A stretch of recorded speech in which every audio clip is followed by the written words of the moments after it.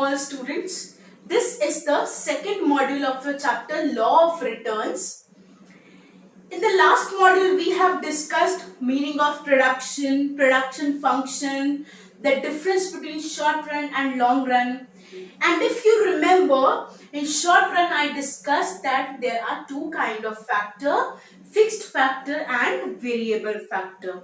Short run is a very short time period, and in that period fixed factors cannot be changed at all. Okay, what are the fixed factors? Land, plant and machinery, these cannot be changed at all. And there is variable factor. So whatever change in output is there in short run is because of change in variable factor. The variable factor is labor. Okay, and we did that in long run all the factors can be changed, implying that all the factors are variable.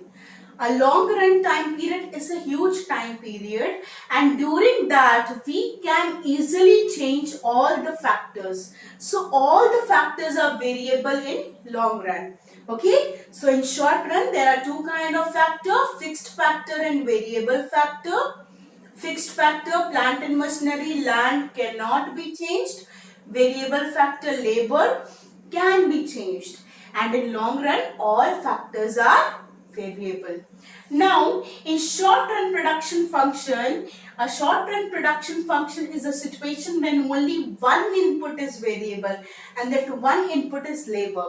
So, it is a situation when only one input, labor, is variable and all other inputs are constant or fixed.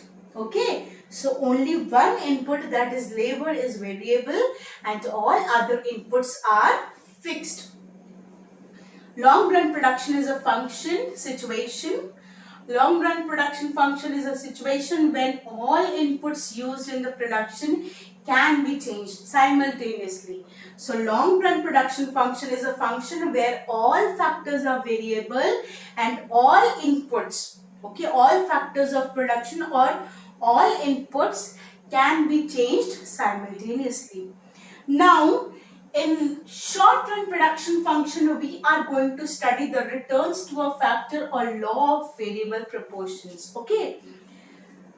In short run, we study the theory of law of variable proportions or returns to a factor. Here we will see that how the change in labor, okay, how the change in units of labor brings the change in output. In returns to a factor, we see that how the change in labor, how the increase in labor brings a change in output. And in returns to scale, okay, the second point here is returns to scale is studied in long run. Here we are studying returns to a factor, here we are studying returns to scale. In returns to scale, we see that all inputs are changed in the same proportion and this is how the output changes. In returns to scale, in the long run time period, we see that how all inputs are changing in the same proportion and because of that the output changes. In your syllabus, law of variable proportion is the most important concept. Okay, returns to scale is not there in your portion of your class 12 syllabus. Only the law of variable proportion or returns to a factor, a very important concept, okay, is there in your syllabus. So in the coming classes we are going to discuss about returns to a factor or the law of variable proportions.